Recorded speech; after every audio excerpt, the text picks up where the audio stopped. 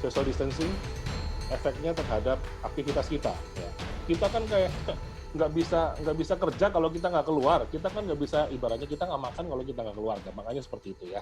Tapi ternyata sekarang semuanya memaksa kita harus selalu stay at home. Jadi mau nggak mau kita harus menyesuaikan diri dengan keadaan yang sudah berubah ya. Oke, jadi sekarang akan saya mulai. Semua saya mute teman-teman ya. Dan saya mute, dan Anda tidak akan bisa membuka mic Anda kalau tidak saya izinkan. Oke, saya mute semuanya sekarang. Halo? Oke, saya mute ya. Oke, teman-teman, hari ini kita akan bicara masalah gimana sih caranya kita tetap beraktivitas di era social distancing. Apa sih social distancing? Social distancing ya kita semuanya tahu lah ya, kita nggak usah bahas karena saya juga bukan ahli kesehatan masyarakat gitu ya. Jadi intinya adalah sekarang ada wabah. Wabahnya itu adalah wabah corona gitu kan. Virusnya virus corona gitu. Sehingga menyebabkan banyak orang di dunia yang tertular. Ya. Sebetulnya awalnya kita memandang remeh nih virus ini ya. Ini kan flu biasa, tingkat kematiannya juga rendah sekali, cuma 3%, 4%, masih kalah dengan tingkat kematian SARS atau MERS atau bahkan TBC gitu kan. Jadi biasa aja lah, jaga kesehatan segala macam. Memang secara umum begitu teman-teman. Tapi ternyata bagi orang-orang yang memiliki underlying condition yang memang memiliki penyakit sebelumnya, entah TBC, kemudian diabetes, dan lain-lain, itu bisa menyebabkan dia menjadi gagal nafas karena kena pneumonia, dan akhirnya dia terpaksa harus meninggalkan dunia ini dalam waktu yang relatif singkat, dalam hitungan hari, teman-teman. Ya. Ada cerita, sekarang baru tertawa-tertawa, gitu kan, besoknya dia sesak nafas, lusa dia sudah meninggal dunia. Ada yang seperti itu. Kita doakan semoga mereka mendapatkan tempat yang terindah di sisi Tuhan, dan kita doakan juga bagi teman-teman tenaga medis agar mereka juga bisa menangani pasien-pasien COVID-19 ini dengan lebih baik. Oke, tapi kita nggak bahas itu hari ini teman-teman. Yang ingin kita bahas adalah apa sih efek dari COVID-19 ini terhadap bisnis kita. Ya, saya akan coba bahas, mungkin bahasa saya agak mengerikan, agak menyeramkan. Maksudnya mungkin ada kok terlalu takut sih man gitu kan. Ya, kita kan orang asuransi. Orang asuransi kan harus prepare for the worst. Orang asuransi kan kita harus bersiap-siap terhadap segala sesuatu kalau keadaannya tidak menyenangkan, bukan? Nah, kalau ataupun terjadi keadaan tidak menyenangkan tadi, kita sudah siap. Kalau tidak terjadi, ya kita beruntung. Jadi, sebagai seorang asuransi, sudah merupakan kita sebagai seorang agen asuransi harus selalu siap terhadap segala kemungkinan yang terburuk sekalipun. Oleh karena itu, saya akan berbicara, mungkin nggak enak, nggak nyaman didengar gitu ya, tapi nggak apa-apa, terima saja sebagai sesuatu wacana gitu ya. Masalah nanti efeknya mungkin iya atau tidak itu urusan belakangan ya. Oke, saya akan materi hari ini, saya akan share tentang bagaimana sih kita bisa tetap beraktivitas tetapi di era yang seperti ini. Teman-teman, ya. Oh ya, mungkin ada yang belum kenal saya. Perkenalkan, nama saya Herman. Saya tahun ini 9 tahun di Prudential. Saya GA Owner atau pemilik KPM Parity Corporation dengan sahabat saya, Dr. Igi Didik, ada juga di sini. Kemudian saya juga penulis buku tentang pensiun dan waris, masalah potensi konflik dan alternatif solusi, itu sekitar 3 tahun yang lalu. Dan saya juga sekarang pegang satu buah perusahaan yang bergerak di bidang developer mobile app, ya, baik Android maupun iOS. Kemudian saya dengan Dr. Iki, kita berdua dan sahabat saya Alwi, kita juga memberikan seminar dan workshop di seluruh Indonesia. Kita muter gitu ya, kita memberikan materi-materi tentang hukum ketenagakerjaan, tentang perencanaan keuangan, tentang hukum waris. Oke. Itu sekilas tentang saya, teman-teman. Oke. Jadi intinya hari ini saya akan mencoba menerjemahkan situasi hari ini, lalu efeknya apa terhadap bisnis kita, lalu peluang apa yang bisa kita ambil, lalu apa yang harus kita lakukan, plus juga kita harus semoga di akhir sesi kita ada sebuah wacana bahwa it's good idea, ini sebuah opportunity gitu ya. Jadinya do and don't-nya jadi Anda tahu bahwa bisnis ini nantinya harus ke arah mana. Oke, baik. Pertama-tama yang ingin saya ceritakan ke Anda, teman-teman ya. Ini kita sekarang lagi mengalami pandemik nih, pandemik corona ya terhadap nah, yang ingin saya bahas adalah efeknya terhadap ekonomi maupun bisnis global. Nah, Tujuannya adalah kita bisa melihat ada peluang usaha apa sih di suatu situasi krisis seperti ini. Oke, pada awalnya sebetulnya adalah corona adalah masalah kesehatan biasa sebetulnya di Wuhan, di Cina. Ya. Wuhan bukan kota pusat industri, bukan pusat perdagangan seperti Beijing atau Shanghai. Ya, memang itu pusat, dia Wuhan dapat dikatakan pusat tempat pariwisata gitulah ya. Oke. Jadi ketika penyakit ini bermula dari sana, sampai saat ini kita masih memiliki keyakinan adalah coronavirus. Sebetulnya virusnya namanya SARS-CoV-2 ya. Itu bermula dari Wuhan, kemudian menyebar ke seluruh dunia. Sekarang tidak ada satu negara pun yang kebal terhadap coronavirus ini. Nah, apa sih efeknya terhadap global? Awalnya hanya masalah kesehatan biasa, tetapi ketika masalah kesehatan ini menyebar dengan sangat cepat, ya, dan diperparah lagi dengan adanya anggapan bahwa virus ini nggak ada apa-apanya. Tingkat kematiannya, fatality rate-nya cuma 3%. Artinya dari 100 orang, hanya 3 orang, dan itu pun hanya orang-orang yang usia lanjut. Gitu kan. Kelihatannya kecil, teman-teman, tetapi ingat, itu adalah angka itu berhubungan dengan nyawa manusia. Oke. Awalnya semua negara menyepelekan kasus ini. Kita masih ingat Indonesia bagaimana begitu disampaikan, semua pejabat masih menanggapinya dengan santai, dan kita pun menanggapinya dengan santai pula. Di Amerika juga sama, mereka pun menanggapinya dengan santai. Bahkan yang di Florida kita lihat, karena ini masuk summer, mereka masih berjemur di pantai gitu ya. Kenapa masih takut? Ini kan flu biasa gitu kan. Lebih tinggi tingkat kematiannya TBC, dan lebih tinggi kematiannya kecelakaan. Jadi sudahlah, take it easy gitu. Tapi ternyata keadaan berubah 180 derajat. Sekarang pemerintah Amerika juga panik ya. Bahkan sekarang tingkat kematian di Amerika melebihi Cina sekarang ya, gitu ya. Indonesia juga sekarang sudah mulai melakukan langkah-langkah strategis bagaimana caranya kita bisa mengatasi hal itu. Sekali lagi teman-teman, bahwa corona awalnya adalah sebuah masalah kesehatan, tetapi lama-lama bergeser sehingga masalah ekonomi dan bisnis. Kenapa itu terjadi? Singkatnya begini teman-teman, singkatnya begini. Kalau saya boleh ambil sebuah analogi gitu kan. Yang menggerakkan sebuah bisnis apa teman-teman? Yang menggerakkan sebuah bisnis adalah modal, betul ya. Nah, bisnis itu akan bergerak pasti bahan bakarnya adalah modal. Nah, ketika modal itu tidak bergerak, maka bisnis itu akan berhenti. Nah, intinya, poinnya adalah bisnis dan ekonomi itu akan bergulir ketika ada pergerakan. Pergerakan apa? Pergerakan arus modal.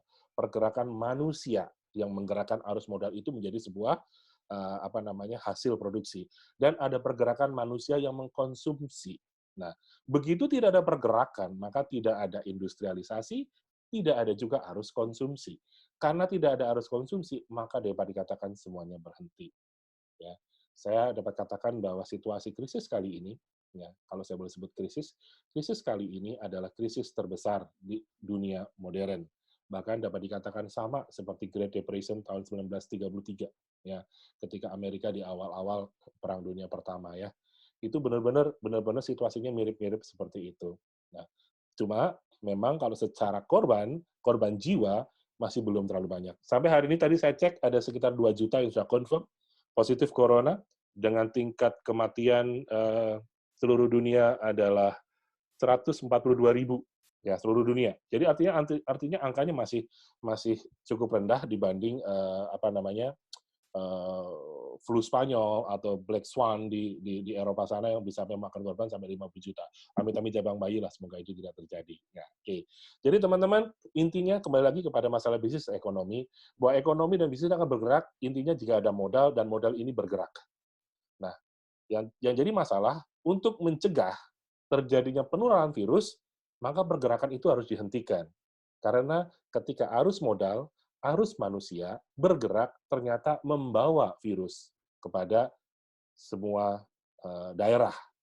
Akhirnya semua pemerintah, semua negara menerapkan, entahlah namanya, mungkin ada yang namanya lockdown, ada yang namanya karantina wilayah, ada yang namanya isolasi, ada yang namanya kalau di Indonesia namanya PSBB, ya. Itu pun nggak semuanya menerapkan PSBB, ya. Saya di Jogja tuh santai-santai aja, masih oke gitu kan. Kemarin sore saya keliling Jogja, saya keluar dengan mobil dengan anak-anak keluarga, karena kita bosan satu bulan di rumah terus.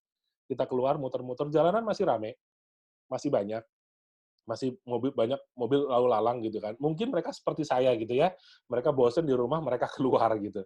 Tetapi ketika saya melewati pusat-pusat pariwisata, saya lewat Malioboro, saya lewat hotel perhotelan, saya melihat perbedaan yang luar biasa. Di Malioboro sudah tidak ada pedagang kaki lima di kanan kiri jalan, nggak ada sama sekali. Dapat dikatakan itu betul-betul suasana yang sepi sekali. Padahal saya lewat sana sekitar jam 7 malam. Biasanya jam 7 malam itu adalah saat rame-ramenya Malioboro. Tetapi jam 7 malam saya lewat sana benar-benar sepi, teman-teman. Artinya apa? Sepi ini menyebabkan ekonomi tidak bergerak. Yang terdampak kita bisa lihat, pedagang kaki lima terdampak. Eh, apa namanya? Andong ya, Andong Delman gitu ya. Delman kuda yang tadinya bisa sehari bisa eh, sehari dia bisa dapat 1 juta ya, satu andong 500.000 sampai 1 juta. Itu benar-benar hilang. Ya, kemudian saya lewat juga ke beberapa tempat ibadah gitu ya. Saya melihat gini, sederhana saja teman-teman. Bagi kita semuanya mungkin bisa melakukan ibadah di rumah secara dengan YouTube atau dengan apa. Tetapi bayangkan berapa banyak yang hidupnya salah satunya mengandalkan peribadatan tadi. Misalnya contohnya tukang parkir. Tukang parkir, kemarin saya lewat gereja gitu ya. Saya membayangkan, dulu ketika saya ke gereja, dengan mobil yang ratusan mobil, sekarang nggak ada ratusan mobil loh. Dalam sehari bisa 4-5 kali misa, dan itu sekarang nggak ada mobil sama sekali. Artinya ada income yang hilang bagi para penjaga parkir. Dan tentunya pedagang-pedagang di depan gereja, dan yang lain sebagainya. Jadi artinya dampaknya luar biasa. Padahal sebenarnya hulunya cuma satu, berhentinya pergerakan, teman-teman. Ketika berhenti bergerak, maka roda ekonomi ini juga berhenti. Nah, ini yang kita lihat. Lalu dampaknya apa, teman-teman? Dampaknya ternyata begini, kita lihat. Dampaknya, kita lihat secara umum, ya, saya hanya hampas yang akan saya bahas, saham global. Saham global juga drop drastis. Kalau di catatan saya, mungkin saya bisa lihat bahwa eh, semua pasar global mengalami apa namanya kejatuhan. Yang sekarang sudah mulai kembali, sudah kembali normal, rebound gitu ya. Tetapi saya nggak yakin sampai berapa lama itu, apakah nanti akan drop lagi, kita nggak tahu, tergantung dari sentimen pasar nantinya ke depan. Tapi intinya saham global berhenti. Kenapa berhenti? Ya berhentilah karena semua industri berhenti. Gitu kan. Aliran modal juga berhenti, industrialisasi juga berhenti, manufacturer berhenti. Nah, kemudian yang paling terdampak sekali adalah travel, turisme, dan pariwisata. Ini paling sangat terdampak. Padahal sektor ini sangat besar. Sektor turunannya juga sangat banyak. Travel, begitu travel berhenti, maka hotel juga berhenti, restoran berhenti, penerbangan, maskapai penerbangan berhenti. Dan 3 sektor ini, sektor-sektor pendukungnya sangat banyak sekali. Ya. Bayangkan, mohon maaf, saya mungkin agak sedikit julid gitu ya. Sekarang kita begitu care dengan para ojol, kita menyumbang para ojol, tetapi kita sadar nggak sih, ojol itu hanya sebagian orang, dan ojol itu sebetulnya merupakan bagian dari korporasi perusahaan besar gitu ya. Ketika mereka dapat job kan juga korporasinya juga dapat juga. Tetapi coba bayangkan, sektor-sektor yang tidak korporasi, padat karya, tidak ada inangnya yang melindungi mereka, contohnya tour guide, pedagang-pedagang di tempat wisata, supplier telur misalnya untuk rumah makan. Banyak sekali, dan itu terdampak banget. Apakah kita berpikir bahwa mereka juga sekarang mungkin kesulitan makan? Ya, bahwa mereka mungkin sekarang kesulitan. Memang pemerintah membantu dengan subsidi listrik dan subsidi bahan makanan. Tetapi ingat, yang dibantu hanya masyarakat miskin. Yang dianggap tidak terlalu miskin, ya mau nggak mau Anda harus survive. Oke? Kalau saya lihat dari stimulus-stimulus yang diberikan oleh pemerintah Indonesia khususnya, kebanyakan disasar adalah masyarakat golongan miskin, sekitar 20-30 juta golongan kelompok masyarakat rakyat miskin. Sementara kelas menengah, karyawan, pengusaha UKM, itu terdampak banget. Dan stimulus ini diberikan, salah satu contohnya adalah untuk ada relaksasi pembayaran cicilan misalnya, cicilan hutang di bank atau cicilan leasing segala macam. Artinya pemerintah sebenarnya secara tidak sadar lebih banyak mensupport di sektor konsumsi agar perbankan tetap berjalan. Lalu bagaimana dengan UKM yang selama ini hidupnya tidak dapat support dari perbankan? Mereka ngajuin utang aja dipersulit karena memang secara laporan keuangannya nggak support. Kemudian bisnisnya juga naik up and down. Nah, mereka ini tidak dapat stimulus dari pemerintah sampai saat ini, teman-teman. Nah, artinya bisnis-bisnis seperti itu sekarang sebenarnya terdampak sangat terasa sekali. Kemudian adanya perlambatan pabrik-pabrik di Cina. Ini nggak cuma pabrik, industri di Cina ini mengalami perlambatan. Nah, nanti akan saya bahas di belakang. Dan diprediksi pertumbuhan ekonomi akan stagnan. Kita akan bahas satu-satu, teman-teman. Saham global. Kalau kita lihat, saya ambil contoh 4 pasar ya, Indonesia, di Jepang, di Amerika, dan di London. Kita bisa lihat, pada satu masa semuanya turun drastis hingga sampai dengan 30% penurunan ini. Nah, penurunan ini sebetulnya adalah awalnya hanya dari sisi korporasi saja. Tetapi ingat, di sana pun individu-individu yang menanamkan uangnya, investasinya untuk masa depan juga ada di sana. Sehingga pastinya terpengaruh dengan masa depan. Dan satu hal lagi, Amerika mencatat tingkat permohonan untuk pengangguran itu mencapai rekor tertinggi, teman-teman. Artinya apa? Efek ekonomi secara global memang sangat luar biasa. Lalu bagaimana dengan Indonesia? Indonesia kurang lebih sama, teman-teman. Kurang lebih sama. Sekarang bayangkan coba, dan saya yakin mungkin di sekitar Anda, kanan kiri Anda sudah mulai mendengar ada yang namanya unpaid leave, ada yang namanya layoff. Itu apa sih artinya? Artinya secara gampangan mereka sekarang sudah diminta untuk di rumah, tidak dipecat, di rumah, tetapi tidak mendapat gaji dan tidak mendapatkan fasilitas dari perusahaan. Kesehatan juga nggak dapat, tunjangan juga nggak dapat. Jadi gaji pun nggak dapat. Jadi benar-benar mereka dirumahkan. Nanti akan dipanggil kembali apabila perusahaan sudah kembali normal. Pertanyaannya, normalnya kapan? Oke. Kalau sebagian orang saya tanya, normalnya kapan? Ada yang mengatakan, Mbak, normalnya nanti 3 bulan akan datang, atau mungkin akhir tahun. Nah, saya sih nggak, concern saya bukan masalah normalnya kapan ya, teman-teman. Saya berasumsi yang paling buruk. Asumsi saya ambil yang paling buruk. Lockdown, PSBB, karantina wilayah, isolasi tidak bisa menyelesaikan masalah. Itu hanya flatten the curve. Tetapi masalah virus ini akan terus ada. Wuhan kemarin lockdown, berhenti, sekarang tingkatnya nol, tingkat pemaparan nol. Tapi bayangkan, satu saat ada turis masuk ke Wuhan dan turis itu membawa virus, apa nggak merebak lagi nantinya di Wuhan? Karena masalahnya belum selesai. Ini hanya menunda masalah. Masalah yang sesungguhnya akan selesai apabila ada namanya kekebalan atau imunitas. Kita kenal dengan namanya herd immunity. Cuma untuk herd immunity, kalau sekarang dilakukan herd immunity, tingkat atau collateral damage-nya atau korbannya akan sangat besar. Ya. Kalau anggaplah asumsi 3%, bayangkan, Indonesia 270 juta penduduk Indonesia, dengan tingkat penularan mungkin 60%, 60% kali 270, mungkin sekitar 140 juta. Yang terkena dengan dampak medis mungkin 20% dari 160.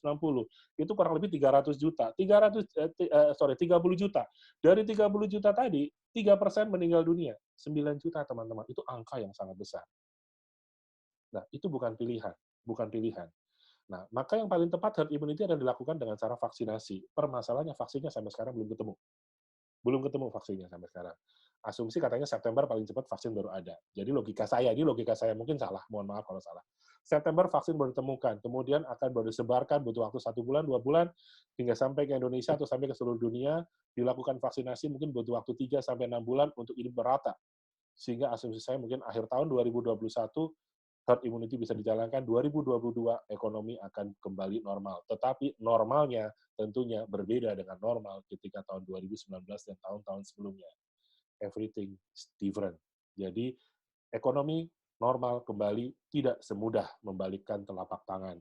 Bahkan, Menteri Keuangan mengatakan bahwa apabila ini tidak tertangani, pertumbuhan ekonomi bisa diprediksi menjadi nol. Ya. Kenapa? Puncaknya cuma satu, tidak ada pergerakan, teman-teman. Ya, ini kita bicara gitu. Oke, kemudian masalah travel dan pariwisata ini paling sangat terdampak. Kita lihat, saya yakin kita familiar, ada kita lah user Traveloka, teman-teman. Traveloka mem-PHK 100 karyawan, artinya ini 10% dari total karyawan di PHK. Padahal ini adalah bisnis yang berbasis aplikasi. Orang bilang bisnis aplikasi sekarang justru survive, justru sekarang meraup keuntungan, tapi ternyata Traveloka tidak. Harap diketahui bahwa backbone bisnis Traveloka adalah pariwisata. Nah, pariwisata ini terdampak sangat besar. 90% sektor pariwisata dan penerbangan terpengaruh. Sementara bisnis Traveloka adalah di situ, backbone-nya adalah di situ. Ketika perhotelan sudah tidak bisa menerima, bahkan dianggap sekarang ada asumsi hotel adalah nanti tempatnya inkubasi virus-virus itu berkembang. Ketika hotel tidak menerima tamu, ketika penerbangan tidak menerima penumpang, tidak terbang, bayangkan, efek apa yang akan terjadi? Panjang loh, teman-teman. Panjang sekali. Panjang sekali. Ketika sebuah penerbangan tidak melakukan penerbangan, akhirnya karyawan harus dirumahkan. Yang kedua, lalu bagaimana dengan angsuran? Maka dengar-dengar Boeing sedang mengajukan bailout kepada pemerintahnya, dan kemungkinan akan dinasionalisasikan. Jadi efeknya sangat panjang. Kemudian, habis itu adalah dari sisi gas, dari sisi bahan bakar. Karena semua tidak bergerak, bahan bakar pun turun. Sudah harga minyak turun, ditambah lagi tidak ada pergerakan, maka harga minyak pun akan lebih turun lagi. Jadi, sedikit lompat ke depan, asumsi APBN dalam hal penerimaan dari sektor migas ini pun sudah tidak tercapai, karena asumsinya jauh lebih tinggi dari harga migas hari ini. Nah, kemudian kita lihat, restoran tutup, hotel-hotel bertumbangan. Bahkan saya lihat data bahwa di Bali, posisi beberapa hari yang lalu, 20.000 karyawan sudah mulai dirumahkan. Saya tidak tahu dirumahkan ini apakah PHK atau hanya mereka dirumahkan tanpa unpaid leave atau seperti apa. Ya, tapi artinya ini luar biasa. Teman-teman di Bali mungkin merasakan bagaimana sekarang kondisi di Bali. Padahal Bali mungkin 90% hidupnya adalah dari pariwisata. Ya, pariwisata dan sektor-sektor turunannya. Ini sangat terasa sekali. Ya, oke. Jakarta sebagai pusat bisnis dan pusat ekonomi itu juga sangat terdampak.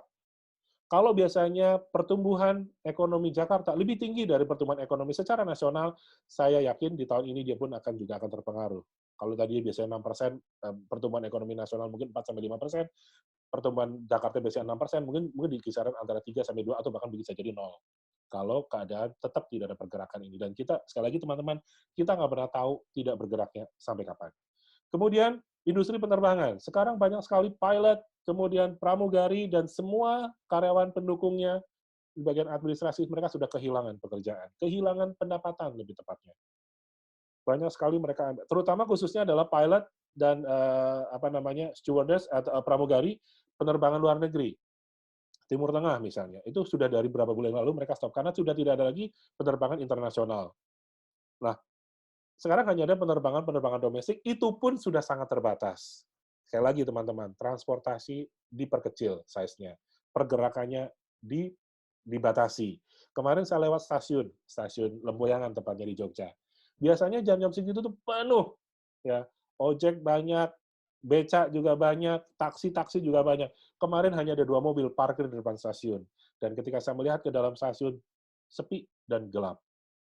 Teman-teman, kalau ini melihat bahwa apakah ini sebuah tanda-tanda terjadinya krisis?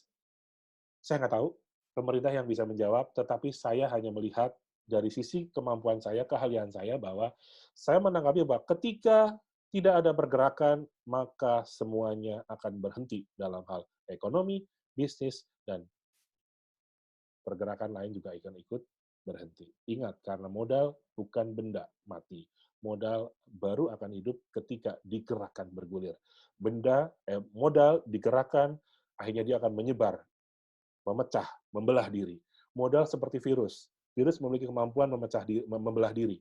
Modal pun sama seperti virus. Ketika dia bergerak, maka dia akan membelah diri sehingga menghidupi sektor-sektor utama dan sektor-sektor turunannya dengan sangat baik. Kemungkinan besar sudah mulai banyak maskapai penerbangan yang sudah mulai mengajukan bailout kepada pemerintahannya. Yang saya takutkan begini teman-teman, bukan masalah bailout-nya. Ketika terjadi bailout oleh pemerintah, artinya ada yang namanya nasionalisasi swasta secara tidak kita sengaja. Kalau nasionalisasi swasta, efeknya bisa jadi sebagian besar negara-negara di dunia akan menjadi negara-negara sosialis. Ya, semoga tidak terjadi teman-teman ya. Oke. Kemudian perlambatan industri di Cina. Apa sih yang dimaksud dengan perlambatan industri di Cina? Teman-teman, Cina itu unik. Cina adalah market sekaligus supplier bagi sepertiga dunia.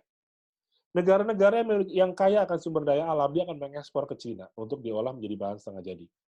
Demikian juga dengan negara-negara yang tidak memiliki bahan baku, dia akan mengimpor dari Cina. 4 bulan terakhir, mulai dari Desember sampai dengan bulan April, Cina menghentikan sektor industri. Artinya apa? Yang terjadi adalah pertumbuhan Cina itu tercatat terendah sejak tahun 90. Artinya, kalau kita tarik garis lari agak panjang, menyebabkan pergerakan ekonomi dunia pun akan menjadi terpengaruh, jadi berhenti. Padahal industri penyumbang bagi pendapatan negara, termasuk juga masyarakat. Industri yang pertama, kemudian ada sektor konsumsi. Nah, ketika ini bergerak, rodanya tidak berputar secara normal, maka semuanya berhenti. Sekali lagi teman-teman, roda industri ketika lama berhenti akan digerakkan, itu butuh biaya. Dan biayanya ini pun juga sangat mahal. Teman-teman, memang betul, kita harus di rumah, kita harus menghentikan pergerakan. Tetapi pergerakan ini membawa korban. Selain korban nyawa, juga korban ekonomi dan bisnis pun stuck. Nah, oke. Ya. Selanjutnya pertumbuhan ekonomi. Apa sih artinya pertumbuhan ekonomi? Teman-teman, efek dari pertumbuhan ekonomi sebetulnya adalah bukan masalah angka. Ya, mungkin bagi kita sama ini orang awam bilang, pertumbuhan ekonomi Indonesia 4%, ditargetkan 5%. Apa sih artinya gitu kan? Buat kita orang awam mungkin nggak ada artinya. Apa sih bedanya 3 dengan 4 dengan 5, apa bedanya? Kan cuma selisih 1 gitu. Nah, tetapi efeknya ternyata sangat sangat besar, teman-teman. Ketika ekonomi melambat dan negatif perkembangannya, efeknya ada banyak. Salah yang saya catat pertama adalah ketika ekonomi mengalami perlambatan, maka tingkat pengangguran akan melonjak tinggi. Itu efek yang pertama. Dan efek yang kedua adalah standar kehidupan masyarakat sulit akan naik.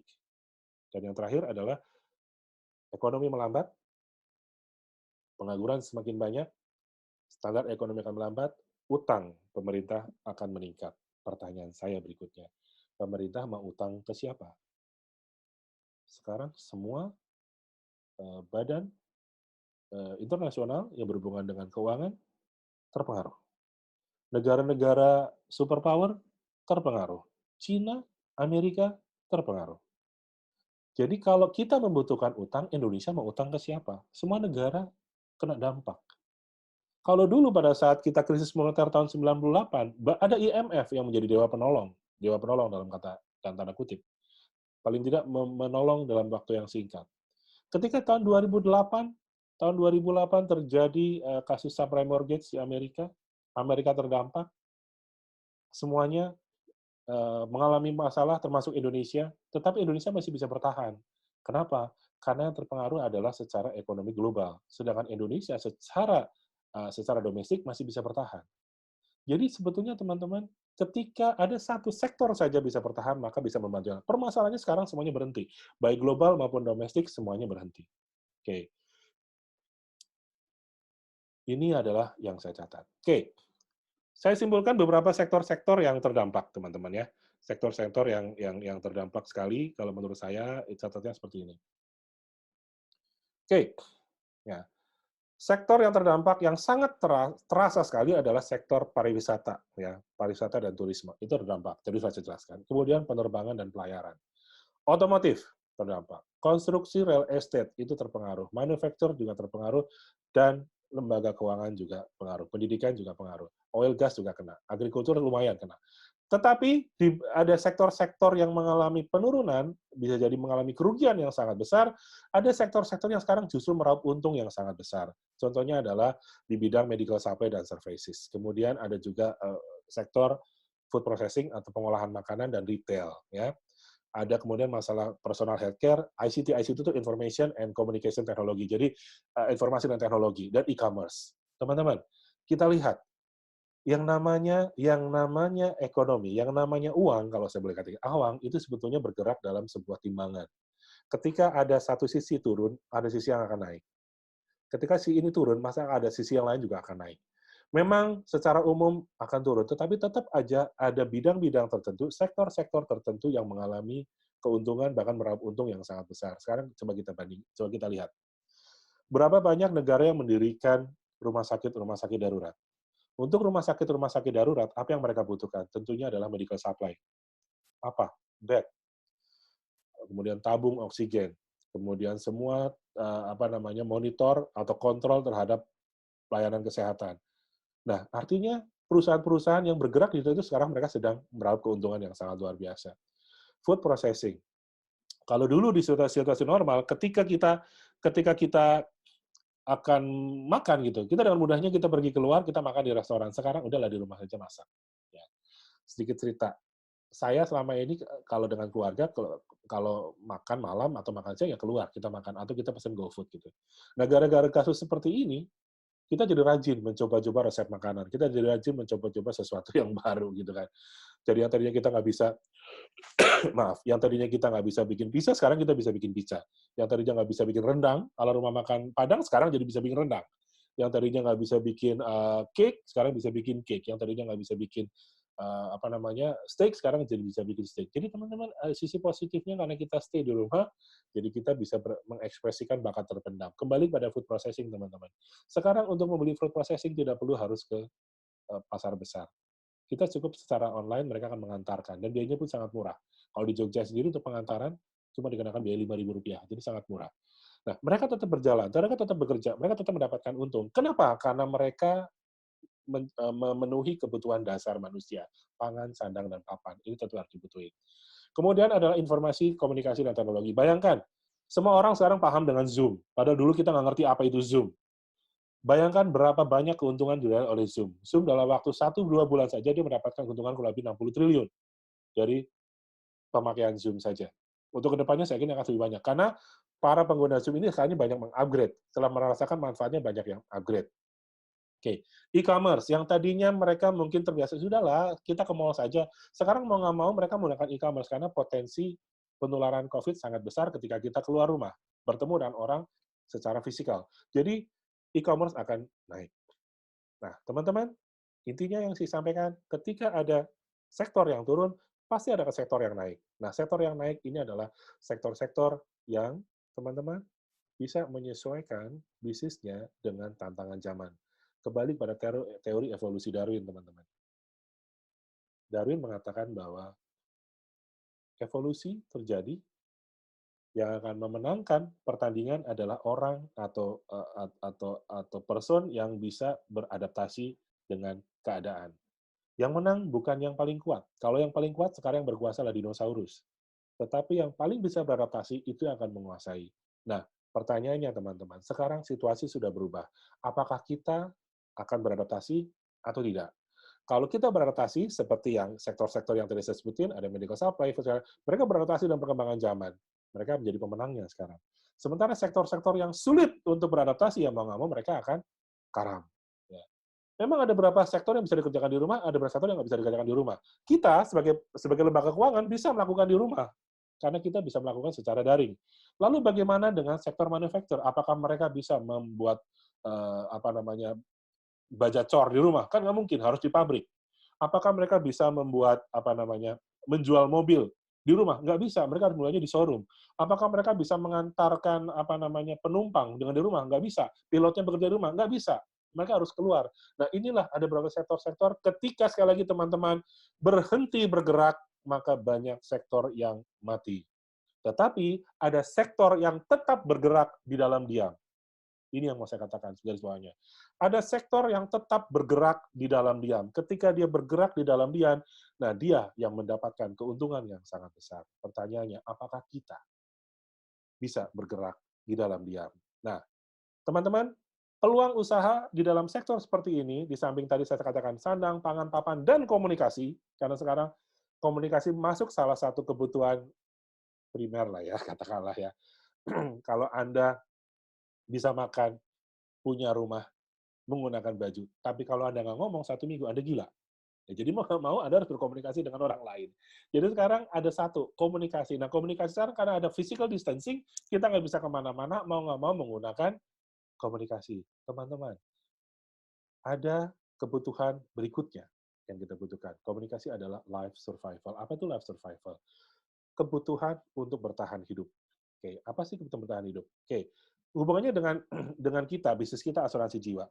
Kenapa asuransi jiwa saya kategorikan sebagai life survival? Oke, apakah dengan beli asuransi jiwa dia akan hidup? Bukan, bukan itu maksudnya. Maksudnya adalah ketika ada salah satu anggota keluarga yang terkena dampak dari COVID-19, dia tetap harus menjamin generasi penerusnya tetap hidup. Oke, dengan cara tetap bisa memberikan makan, tetap bisa memberikan sandang, tetap bisa memberikan papan rumah, dan tetap bisa memberikan kemampuan dia untuk berkomunikasi, berinteraksi dengan masyarakat. Nah, untuk itu semua tentunya dibutuhkan biaya. Biaya hanya bisa di-cover dengan uang. Nah, bagaimana dia mendapatkan uang di situasi seperti ini? Sekarang, ketika situasi normal, orang bisa mencari uang 100 juta dengan cara yang sederhana. Cukup investasi aja di pasar modal, sekian tahun, sekian bulan akan mendapatkan keuntungan. Cukup berinvestasi di sini, bergerak, mendapatkan keuntungan. Cukup bekerja sekian bulan, sekian tahun, akan ada. Tetapi situasi sekarang semuanya berhenti. Situasi sekarang tidak bergerak. Dari mana uang itu datang? Yang paling mudah adalah dengan asuransi jiwa, teman-teman. Dengan adanya asuransi jiwa, maka ada sebuah ketenangan dari seorang pencari nafkah bahwa saya bisa memberikan life survival kepada anak keturunan saya apabila saya harus dipanggil Yang Maha Kuasa karena wabah. Dasar berpikirnya apa, teman-teman? Dasar pikir asuransi jiwa. Pertama adanya ketakutan akan kematian semakin nyata. Teman-teman, kalau dulu kita prospek katakanlah, kita prospek keluar, ngomong sama orang, kita ngomong masalah kematian, mereka mungkin sebagian besar prospek Anda akan tertawa. Buat mereka, kematian masih jauh, bro. Belanda masih jauh, apalagi kematian, masih jauh banget, bro. Gua umur baru 35 tahun. Tahu mati umur 70 tahun, ntar deh, jangan sekarang ngomong-ngomong asuransi jiwa. Mungkin orang akan ngomong seperti itu. Tapi sekarang, teman-teman, kematian di depan pintu. Anda buka pintu, sudah ada kematian, teman-teman. Tetangga Anda kanan kiri, di sana ada ancaman kematian. Saya nggak tahu di daerah Anda, tapi di daerah saya ada sebuah aplikasi dari pemerintah daerah. Di situ dia ada untuk melihat berapa orang yang ODP, berapa orang yang PDP, dan berapa orang yang positif COVID. Dari situ saya langsung tahu. Dan di situ ada data juga berapa orang sudah meninggal dunia. Opsi yang pertama adalah jarak 7 km. Opsi yang kedua adalah jarak 5 km. Dan opsi yang ketiga adalah jarak 3 km. 1,5 bulan yang lalu, 7 km, 2 yang positif. Kematian, 0. Sekarang, kita lihat, cek. Ketika saya cek angkanya sekarang ya. Oke. Sekarang saya cek angkanya, sekarang sudah confirm 62 orang. Sementara yang meninggal 7 orang. Ketika saya cek di lokasi yang lebih singkat, lebih pendek, 3 km, ternyata semakin banyak angka yang terkena. So, dengan kata lain, teman-teman, kematian sekarang sudah di depan pintu. Ya. Anda buka pintu, sudah muncul untuk kematian, ancaman sebuah kematian. Jarak kematian pun semakin dekat. Saya sering ada membuat anekdot begini, teman-teman. Ketika dulu kita lagi ngobrol santai sambil minum-minum, sambil ketawa-ketawa, ketika teman tiba-tiba bersin, kita akan sambil senyum mengatakan bless you gitu ya. Tetapi sekarang ketika kita dengan teman dan dia tidak sengaja dia bersin, kita langsung marah dan kita akan bisa bilang fuck you gitu. Mungkin langsung seperti itu. Karena bersinnya teman kita bisa membunuh kita. Ya. Jarak kematian sudah semakin dekat. Dan yang pasti tidak ada orang yang mati dalam waktu yang tepat. Tetap saja ada orang yang terkaget-kaget ketika orang meninggal dunia. Dan adanya sebuah keyakinan bahwa life must go on. Artinya ketika satu orang meninggal dunia, harus tetap ada generasi penerusnya. Nah, generasi penerusnya itu memang secara kita bilang secara biologis, iya ada. Tetapi apakah secara finansial dia bisa ada? Nah, inilah saya bilang bahwa sebetulnya life survival berupa asuransi jiwa sekarang justru sedang sangat diperlukan oleh masyarakat di luar sana. Kenapa? Karena ancaman kematian semakin dekat, ancaman kematian semakin nyata, dan tidak ada kematian dalam waktu yang tepat. Oke, pertanyaan saya, apakah status pandemi ini asuransi jiwa tetap mengcover corona? Kalau Anda orang Prudential tentunya tahu dong bahwa Prudential tetap mengcover corona. Teman-teman, ada sedikit wacana yang menggelitik, sedikit menggoda, teman-teman. Apakah sekarang statusnya sudah status kejadian luar biasa seluruh Indonesia atau seluruh dunia? Kalau keadaan ini sudah merupakan keadaan yang luar biasa di seluruh dunia, sudah menetapkan ini adalah benar-benar keadaan luar biasa, ingat, ketika terjadi keadaan seperti itu, maka secara hukum itu dikatakan sebagai keadaan kahar, atau keadaan apa? Force majeure. Atau keadaan apa? Keadaan memang sudah tidak bisa dielakkan. Apa yang terjadi? Ketika dalam keadaan kahar, dalam keadaan force majeure, dalam keadaan yang memang tidak bisa dielakkan, maka perjanjian hanyalah setumpuk kertas. Perjanjian tidak lagi memiliki kekuatan hukum apapun. Bagaimana dengan polis asuransi?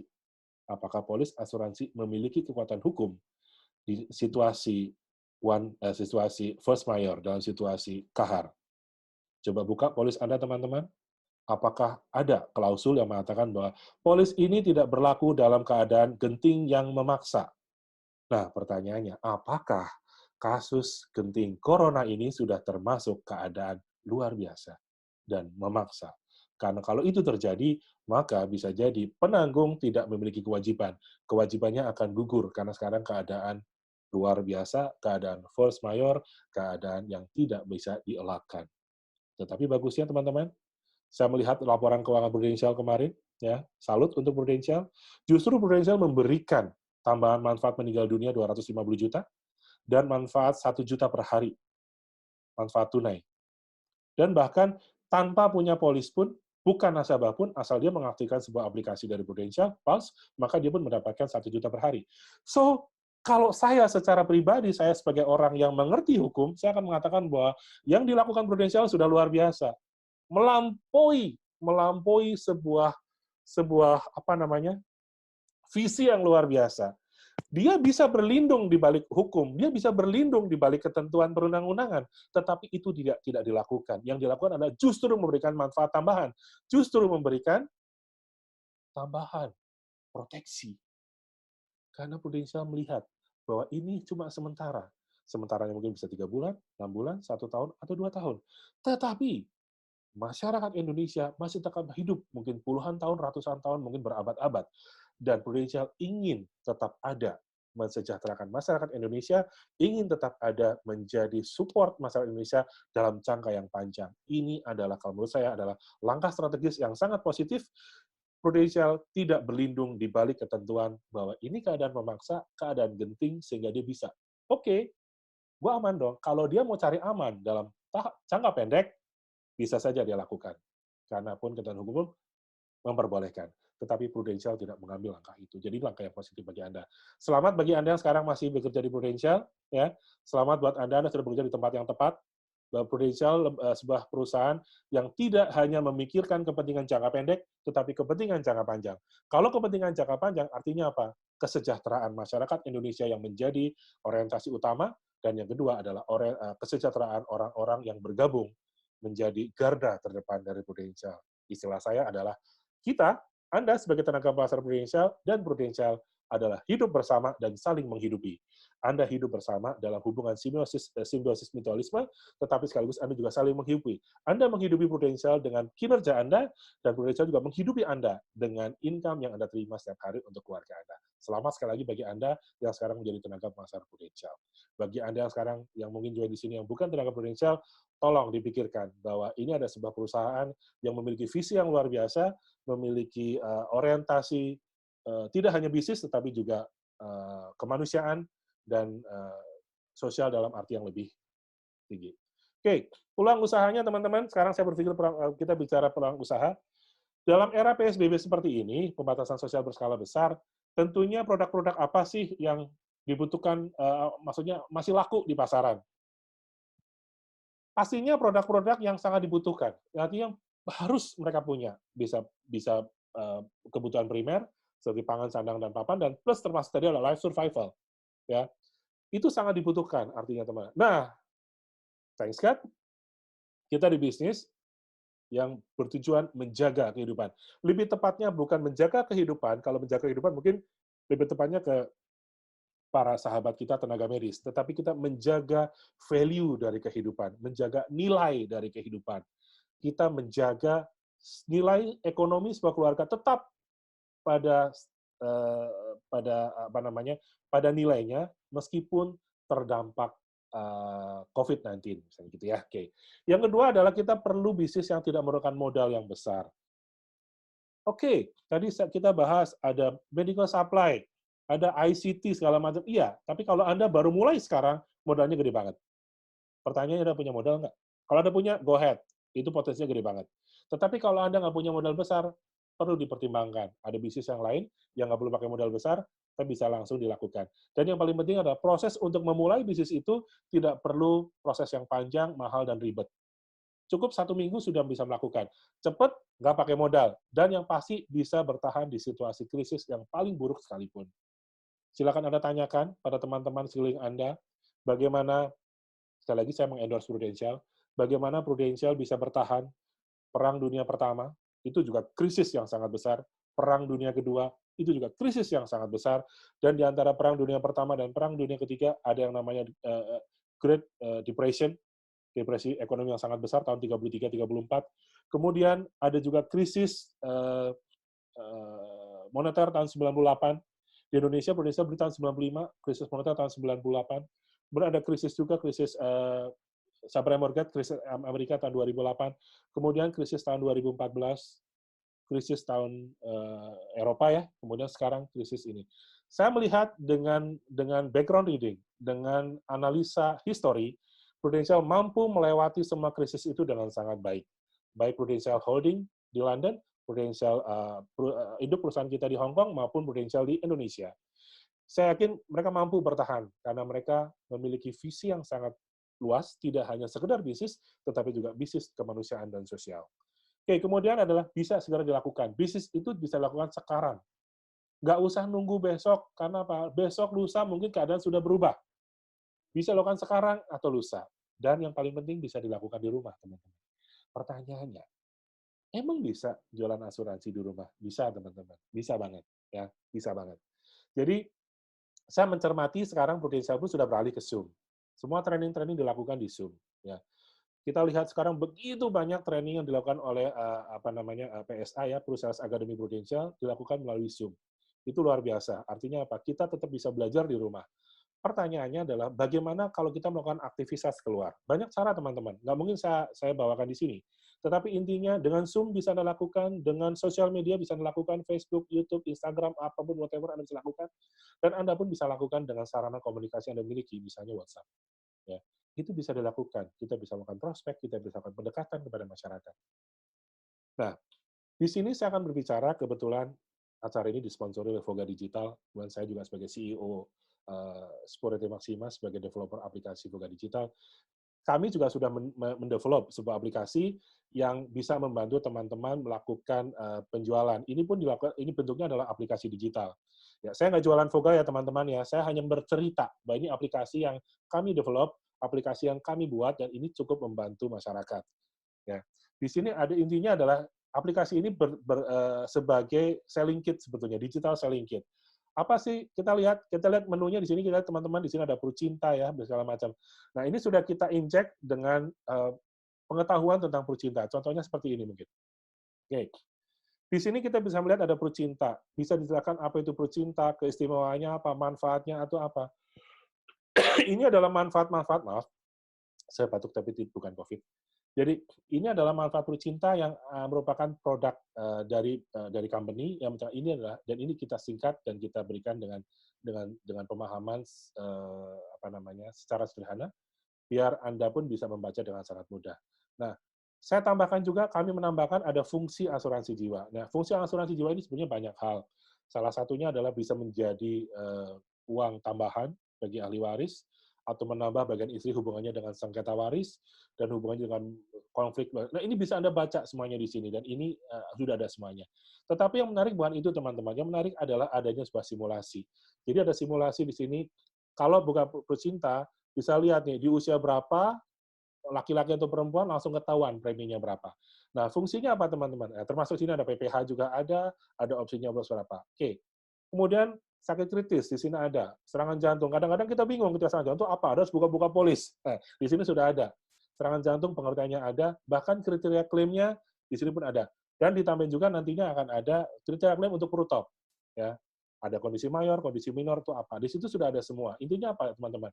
Kita hanya ingin menambahkan kepada Anda tools. Kalau Prudential sudah membuat sebuah support system agar Anda bisa belajar di rumah, sekarang pun kami dari Voga Digital menawarkan sebuah aplikasi yang bisa membantu Anda tetap beraktivitas di rumah. Katakanlah Anda dengan nasabah Anda bertelepon, oke, cerita gini-gini. Oke, Man, saya tertarik dengan Prucinta yang kamu tawarkan, karena kayaknya iya, kalau saya mati, saya mau anak istri saya mendapatkan paling tidak uang tunai, agar dia tetap bisa melanjutkan hidup dengan baik. Oke, Man, kalau saya nih, sekarang umur saya 35 tahun, saya mau 5 miliar, berapa premi saya? Selama ini apa yang Anda lakukan, teman-teman? Yang Anda lakukan adalah gini, oke, Man, Pak, thank you atas kepercayaannya, boleh saya minta KTP-nya? Kirim KTP, kita bikin Prufos. Nah, kadang-kadang ketika kita bikin Prufos, kita butuh waktu. Bisa 5 menit, bisa 10 menit, bisa setengah jam, bisa 1 jam. Tergantung jaringan pada saat itu. Bisa jadi muter-muter pada saat itu. Oke? Atau mungkin butuh update. Pas pada saat butuh update, ternyata tidak ada koneksi. Artinya apa? Ada jeda waktu. Nah, dengan adanya Voga Digital ini, cukup Anda lihat angkanya saja, oh, ngetik 40 tahun, umur 40 tahun, berarti preminya 35.900.000 lah sebulan. Oh, cuma 900.000? Kali 5. Sebulan kali 5, 4 juta. Oke lah, gua ambil. Nah, artinya untuk membuat mereka menjadi berkata, iya, saya ambil, itu akan sangat lebih mudah, teman-teman. Ya, itu salah satu contoh dari aplikasi. Tujuannya apa sih kok saya menyampaikan tentang Voga Digital? Ini, teman-teman. Sekarang kita semua aktivitas kan harus di rumah. Karena ada pembatasan, kita nggak bisa bergerak. Kita harus di rumah. Artinya apa? Kalau di rumah, artinya Anda harus gunakan semua perangkat digital Anda dengan optimal. Jangan hanya digunakan untuk True False, jangan hanya Anda gunakan untuk Zoom saja, jangan hanya Anda gunakan untuk berkomunikasi, tapi gunakan juga untuk support aktivitas Anda sehingga Anda bisa mencapai produktivitas yang Anda dan tim Anda harapkan. Ya, dari saya itu saja, teman-teman. Ya, intinya apa yang kita lakukan sekarang sudah sesuai. Karena peluang usaha ini di era social distancing ini sudah sangat bagus. Sudah sangat tepat. Kita jualan asuransi jiwa yang sangat dibutuhkan masyarakat saat ini, khususnya spesifiknya saat ini, nggak pakai modal, bahkan sama sekali nggak pakai modal, hanya modal kuota saja. Nggak perlu proses legal. Proses legalnya cuma 1 minggu. Anda daftar Prufos, keluar NPA, NPA daftar ujian AJI, bahkan AAJ dan ASI sekarang ada relaksasi, artinya sangat mudah. Saya jamin 1 minggu Anda sudah full license, saya bisa langsung melakukan aktivitas. Bisa bertahan situasi krisis, sekarang sedang situasi krisis, justru sekarang saat yang tepat Anda melakukan penjualan asuransi jiwa. Dan bisa segera dilakukan. Sama seperti proses legal tadi, karena nggak butuh waktu lama, seminggu paling lama Anda sudah bisa melakukan penjualan. Selama proses 1 minggu, Anda bisa belajar. Selama belajar itu, Anda bisa mendapatkan ilmu. Selama seminggu itu, Anda bisa berdiskusi dengan leader Anda, dengan tim Anda, dengan orang-orang di sekitar Anda, atau orang-orang yang sudah duluan di bisnis ini, sehingga Anda bisa mendapatkan ilmu. Begitu license Anda turun, Anda sudah full license, entah AAJ atau ASI, Anda bisa langsung beraktivitas menyelamatkan banyak keluarga-keluarga di sana yang membutuhkan proteksi atau jaminan adanya kepastian pencapaian mimpi besar keluarga tersebut untuk jangka panjang. Dan yang paling penting, teman-teman, ini bisa Anda lakukan di rumah. Prudential sudah mensupport dengan cekatan, program cekatan, ya, khusus untuk PCB 88 dan Purcinta, dengan pemegang polis dan tuan utamanya sama, bisa dilakukan dengan menggunakan cekatan. Lalu bagaimana kalau nasabah tidak mau menggunakan Purcinta dan PCB 88? Atau PCB 88 dan Purcinta dengan pemegang polis dan tuan utama yang berbeda? Ada caranya, teman-teman. Ada banyak caranya. Anda tetap bisa closing, nasabah tetap bisa menandatangani SI, SPAJ, dan I-ilustrasi tanpa Anda harus berdekatan. Banyak caranya. Tidak mungkin saya sampaikan hari ini, teman-teman, karena sudah jam 11. Persis jam 11. Ya. Jadi, sesi hari ini saya akhiri, teman-teman. Terima kasih sharing ini. Dan bagi Anda yang ingin mendapatkan materi hari ini, silakan Anda isi Bitly ini. Ya, masukkan data, dan ini ada kayak semacam survei dari kami, dan ini harus saya laporkan. Jadi Anda isi materi isi Bitly ini, Anda masukkan nama Anda, kemudian Anda masukkan juga nomor WA Anda, alamat email Anda, ada 2 survei yang diminta, dan juga ada beberapa inputan yang diminta. Tolong Anda input, maka materi hari ini akan saya kirim kepada Anda via WA. Jadi materi hanya kita kirimkan melalui WA, teman-teman. Tidak melalui email, tidak melalui apalagi colok-colok flash disk, kan nggak mungkin kita colok-colok flash disk hari ini ya. Oke. Mungkin dari saya itu aja kali, Pak Ardi. Terima kasih atas peran serta teman-teman semuanya. Semoga sharing hari ini ini saya mau ngomongnya cepat banget ya, cuma 1 jam gitu ya. Semoga sharing hari ini membawa manfaat bagi teman-teman. Intinya, kalau memang Anda mengharapkan ada training-training seperti ini lanjut untuk masa yang akan datang, mungkin esok hari atau minggu depan, saya siap. Ya, saya dan teman-teman saya, para senior leader, siap membantu Anda. Intinya kami ingin kita tetap bisa beraktivitas dari rumah, kita tetap bisa produktif, dan kita tetap bisa menjalankan aktivitas kita kembali dengan baik. Oke, sekarang saya akan unmute semuanya. Silakan bagi ada yang mau bertanya, silakan tanyakan. Terima kasih.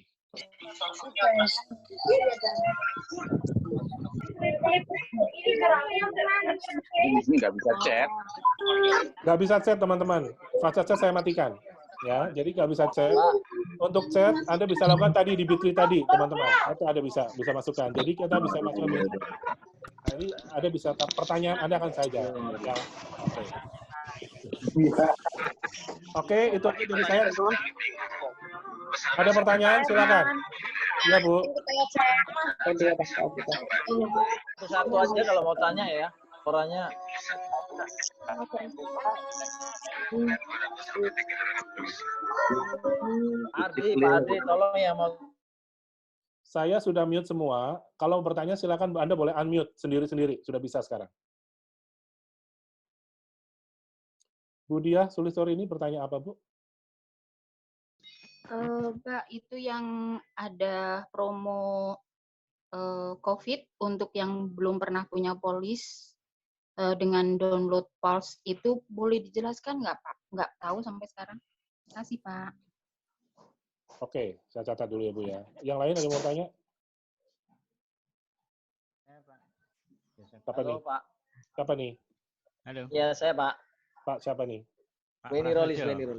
Weni Rolis, silakan Pak Weni. Ya, oke. Pak, itu kan tadi ada aplikasi apa? Voga ya? Ya. Nah, itu memang kita disenjatai dari Prudential atau itu dijual, Pak? Atau gimana, Pak?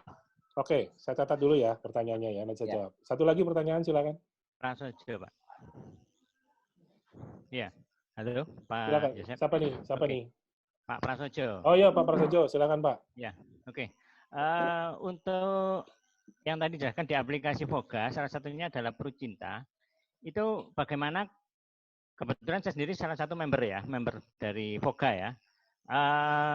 Bagaimana kita bisa men-share tentang program atau pengertian Prucinta tersebut ke nasabah? Oke. Lewat itu bisa nggak? Itu. Terima kasih. Oke, saya jawab sekarang ya. Jadi saya hanya membuka 3 pertanyaan teman-teman. Setelah itu saya akan akhiri karena saya ada appointment lagi, ada acara lagi. Oke, yang pertama, bagaimana cara mengaktifkan Pulse? Ibu, Anda silakan download aja Pulse. Saya yakin sebagian besar sudah tahu. Anda download aja Pulse dari Play Store, kemudian Anda install, kemudian Anda aktivasi. Begitu aktivasi ada pertanyaan. Ya, ikutin saja, nanti Anda akan dapat polis dari yang berlaku 6 bulan. Anda bisa mendapatkan, kalau Anda positif terkena COVID, maka Anda mendapatkan 1 juta per hari. Seperti itu ya. Oke, jadi intinya silakan Anda gunakan. Secara ketentuan berlaku ya, teman-teman ya. Saya nggak akan banyak cerita, saya nggak akan banyak ngomong masalah PAS, karena saya tidak mau overlap dengan Prudential, saya nggak mau overlap dengan tujuannya PAS, cuma saya hanya menggarisbawahi bahwa sekarang eranya adalah artificial intelligence, dan sekarang eranya adalah big data. Be careful dengan data yang Anda berikan pada aplikasi-aplikasi yang meminta untuk memasukkan data-data. Ya itu saja sih. Tapi intinya PAS adalah sangat bagus. Silakan Anda gunakan. Saya tidak akan overlap dengan Prudential. Silakan nanti tanyakan kepada trainer dari Prudential masalah PAS. Kalau Anda tanya masalah perencanaan keuangan, Anda tanya masalah Voga, saya akan jawab. Oke. Yang kedua, tadi masalah masalah Voga. Ya. Voga bukan dari Prudential, Pak. Prudential adalah dari kami, dari saya. Ya. Saya G-Owner. Sejarahnya. Saya adalah G-Owner YT Corporation. Kemudian saya melihat teman-teman saya para tenaga pemasar ini, mereka kesulitan ketika mereka menghadapi prospek. Seringkali mereka di depan prospek, kemudian WA saya atau telepon saya. Pak, ini nasabah nanya begini. Saya harus jawab apa? Pak, punya data nggak medical check up kalau 10 itu apa? Pak, boleh nggak kirim agensi update yang hubungannya dengan batas medical non-medicalnya?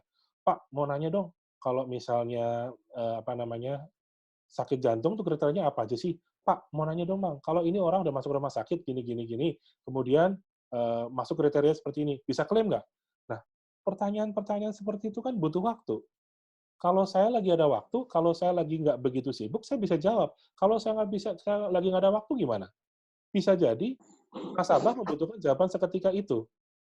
Ketika nasabah membutuhkan jawaban seketika dan saya nggak ada atau leadernya nggak ada, dia akan membutuhkan waktu untuk mencari informasi. So, mereka saya bekali dengan Voga Digital. Teman-teman, sekali lagi saya tidak berjualan Voga Digital di sini ya. Saya hanya bercerita. Agensi kami punya aplikasi namanya Voga Digital. Nah, Voga Digital itu adalah sebenarnya digital selling kit.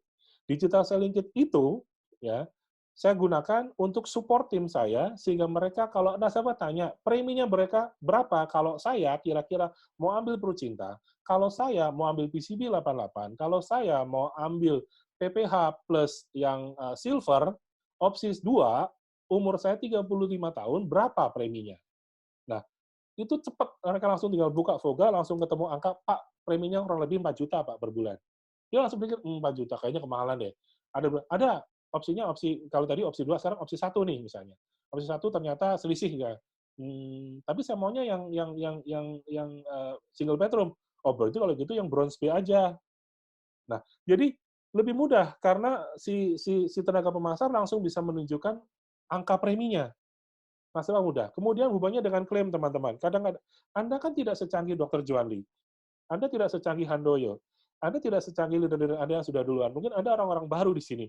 Ketika Anda punya nasabah, ternyata harus ditangani karena sakit kritis, contohnya serangan jantung. Serangan jantung ada 5 kriteria. Sebelum ada protap ya, teman-teman. Nanti protap akan saya tambahin. Ada 5 kriteria. Ya, salah satunya adalah cek CKMB, troponin, kemudian EKG, kemudian ada sakit nyeri yang khas, segala macam ya. Itu ada kriteria 5. 3 terpenuhi, maka sudah bisa klaim serangan jantung. Nah, bagi agen-agen baru kan setengah mati itu untuk menyampaikan, mendeliver message itu ke dokter atau kepada dokter yang menangani nasabah kita kan setengah mati. Maka akan mudah kalau dia cukup buka Voga, tunjukkan, Dok, sudah masuk ini belum? Dok, ini sudah kriteria. Oh, ini sudah masuk. Oh, berarti sudah bisa klaim dong, Dok. Sudah bisa klaim. Nah, jadi mempermudah, membantu tenaga pasar di lapangan, baik untuk prospek maupun membantu klaim. Termasuk juga tadi, misalnya ada nasabah, aku sekarang lagi di Makassar nih misalnya. Rasanya aku nggak enak badan. Rumah sakit mana yang kerja sama Prudential? Pertanyaan saya, kalau Anda saat itu ditanya detik itu juga, jawaban Anda apa? Sebentar, Pak. Langsung tanya di grup agensi. Tolong dong informasi yang di Makassar rumah sakit rekanan Prudential yang mana? Itu yang dilakukan selama ini. Nah, kalau dengan Voga Digital, Anda cukup buka. Ada daftar rekanan yang PMN yang mana, yang Edmedica yang mana, yang SOS yang mana. Seluruh Indonesia, bahkan seluruh dunia ada semua. Tinggal ketik kotanya, Makassar, maka muncul semua kotanya. Bahkan nomor teleponnya Anda, tinggal klik, langsung berhubung dengan kontak rumah sakit yang bersangkutan. Idealisme ketika saya yang membuat Voga Digital, saya mendesain, saya yang membuat codingnya, tujuannya sebenarnya sederhana, teman-teman. Mempermudah tenaga lapangan, tenaga pemasar di lapangan, ketika mereka menghadapi masalah, bisa mendapatkan jawaban ya dari prospek atau oke, saya akan bantu Anda untuk urusan klaim, ya. Karena kalau selama ini mungkin Anda dibekali dengan buku selling kit yang sangat tebal, ya. Nah, bagus, saya juga masih pakai. Tetapi kelemahan dari selling kit yang berupa buku nggak bisa update. Nah, kalau digital selling kit, begitu ada perubahan, saya cukup update sekarang, saya hanya merubah codingnya, saya merubah database-nya, maka seluruh dunia pun akan ikut berubah selling kit tersebut, ya. Itu idealisme dari Voga Digital. Kemudian Pak Prasetyo tanya, bagaimana cara menyebarkan informasi tentang Prucinta kepada nasabah? Pak, Voga Digital tujuannya memang bukan untuk disebarkan. Voga Digital tujuannya adalah untuk agen-agen belajar, Pak. Jadi saya mematikan fungsi share. Kalau fungsi share, Anda hanya ambil copy share, Anda tidak belajar. Tujuan saya adalah biar tim saya, tim Anda, kita semua jadi belajar. Dan bisa menyampaikan informasi dengan kata-kata versi kita sendiri. Itu lebih powerful, Pak, daripada hanya Bapak sudah copy-paste, kemudian kirim pada nasabah Anda. Dia hanya melihat, oh, ya sudah. Itu, oh, Pak Prasetyo ambil dari mana nih? That's it, itu doang, Pak. Tapi berbeda urusannya kalau Bapak pelajari, Bapak catat poin-poin yang penting, kemudian Bapak telepon atau Bapak WA, dan Bapak jelaskan dengan bahasa Anda. Itu nilainya akan lebih. Itu idealisme saya di awal adalah seperti itu. Ya, oke. Jadi mungkin itu. Pak, oke, terima kasih. Pak. Ya, siapa nih? Wendy Rolis, Pak. Pak Wendy. Pak, untuk caranya untuk dapat Voga itu gimana, Pak? Pak, sekali lagi saya nggak jualan Voga nih. Saya nanti disemprit sama Pak Ardi nih. Ya. Jadi silakan isi data Anda di sini. Kalau memang gitu Anda, ya? kalau Anda berniat untuk mendapatkan Voga, tinggal ketik di sana, saya ingin mendapatkan Voga, nanti tim kami akan follow up. Ya, jadi apapun yang ingin Anda tanyakan, ingin Anda perlukan, Anda isi di situ. Nanti ada tim yang akan follow up. Ya. Siap. Itu ya, Pak. Saya disemprit sama Pak Ardi, nggak boleh jualan di sini. Terima kasih. Thank you, Pak. Thank you. Ya, Pak, ini terima kasih. Silakan saya tunggu untuk pengisian data di Bitly ya, teman-teman. Silakan. Kami sangat membutuhkan masukan dan saran dari Anda semuanya. Semoga. Bentar, Pak, bentar. Siapa tuh yang lagi berantem? Waduh, lagi berantem siapa tuh? Ya. Oke, jadi teman-teman, ini adalah sesi perdana saya dengan KLA di era social distancing ini. Ya. Kalau Pak, memang muncul bit-nya lagi, Pak. oh bitunya lagi, oke. Dari foto, Pak. Oke, ya, oke. Jadi teman-teman, ini adalah era sesi Oke, pertama thank you. saya. Oke, terima kasih. Ini sesi pertama saya dengan KLA untuk sharing materi. Oke, kalau memang Anda merasa bahwa ini berguna bagi Anda, saya siap dengan Pak Ardi untuk membawa sesi ini untuk di hari-hari berikutnya, ya. Tentunya dengan topik dan tema yang berbeda-beda. Kalau sekarang kan saya masih di awal nih, baru awal banget ya, kupasan awal. Artinya di situasi begini pun kita masih punya peluang. Tetapi ke depannya kita bisa dengan bahas dengan materi-materi yang lain. Saya intinya gini teman-teman, saya tidak akan mau masuk ke materi-materi yang berat. Kenapa berat? Ya, saya ingin meraih banyak teman-teman yang baru memulai di bisnis prudensial, ya, atau baru mendapatkan ketertarikan saja dengan bisnis prudensial. Jadi yang saya harapkan adalah kita bisa belajar dengan orang-orang baru. Jadi materinya akan saya bawakan dengan sederhana, dengan bahasa yang sederhana. Tim Anda dan Anda yang mungkin sekarang masih baru, jadi nggak bingung. Ya. Tapi kalau materinya berat, kemudian materinya banyak, dan materinya mungkin sudah mulai police reading gitu ya, mungkin Anda kan jadi bingung. Waduh, kayaknya kok berat banget. Jadi akhirnya kok berat banget. Iya sih, gue kepingin kaya. Tapi kalau materinya berat kan setengah mati juga. Gitu ya. Nah, saya nggak mau ke sana, teman-teman. Jadi, sekali lagi, saya tidak akan membawa materi yang berat. Saya hanya membawa materi-materi yang ringan, tetapi applicable di lapangan. Anda bisa langsung jualan. Dan Anda bisa langsung share kepada masyarakat, Anda bisa langsung mengedukasi masyarakat dengan tips-tips sederhana dari kami para trainer. Ya, mungkin itu. Oke, dari saya itu aja, Pak Ardi. Waktu saya Pak, kok nggak bisa ya? Bitly-nya nggak bisa. nggak bisa. Oh, Bitly. Sebentar, saya cek. Bisa kok, saya sudah masuk ini. Bisa, nah, Pak. Tuh bisa. Oh, bisa ya? Dari Anton Jogja, Pak. Oh iya, Pak. Terima kasih, Pak. Besar kecilnya huruf pengaruh loh, Pak. Ngaruh, gitu ya? ya. Besar kecilnya ngaruh. N-nya harus besar. Betul, Ya, V-nya besar. Betul, Ya. terima kasih. Terima V-nya kasih, besar, Pak. Tadi nggak bisa, tapi setelah V-nya saya besar. coba persis huruf besar kecilnya sama, bisa Betul. masuk, Pak. Betul, maaf saya lupa nggak ngasih tahu. Kalau untuk Bitly harus huruf besar kecilnya harus sama plek, Pak. Nggak boleh salah. Jadi, Coba dimunculkan lagi, Pak. Oke, baik. V-nya besar, N-nya besar, Pak. Kalau V-nya kecil, N-nya kecil pasti nggak bisa masuk. Ya, tadi saya gitu, ternyata saya ulang bisa, Pak. Betul, terima kasih, Pak.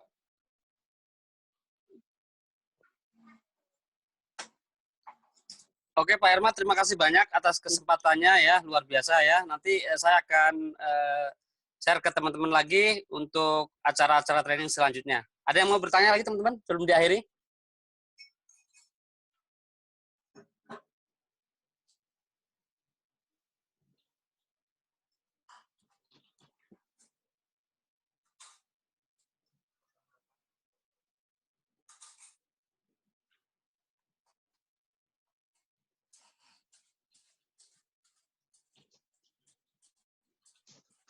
Sudah, Pak Ardi. Nggak ada, Sudah Pak. ya? Iya. Oke ya, oke. Terima kasih banyak. Ya, Pak Herman, silakan. Oke, teman-teman, kalau sudah tidak ada yang bertanya, silakan kalau ada pertanyaan tapi Anda malu sampaikan di sini, silakan Anda isi Bitly tadi. Tim kita akan menjawab pertanyaan Anda. Sekali lagi terima kasih atas kebersamaan kita. Semoga situasi ini tidak membuat Anda menjadi tidak produktif, tetap bisa produktif, teman-teman. Kita tetap bisa mendapatkan impian kita meskipun situasi tidak mendukung kita saat ini. Stay healthy, tetap tenang, tetap jaga kesehatan ya. Baik, terima kasih dan selamat pagi teman-teman. Selamat pagi, Pak. Terima kasih, Pak Hejo. Terima kasih, Pak. Terima kasih, Pak. Pak Ardi. Thank you, Pak Ardi.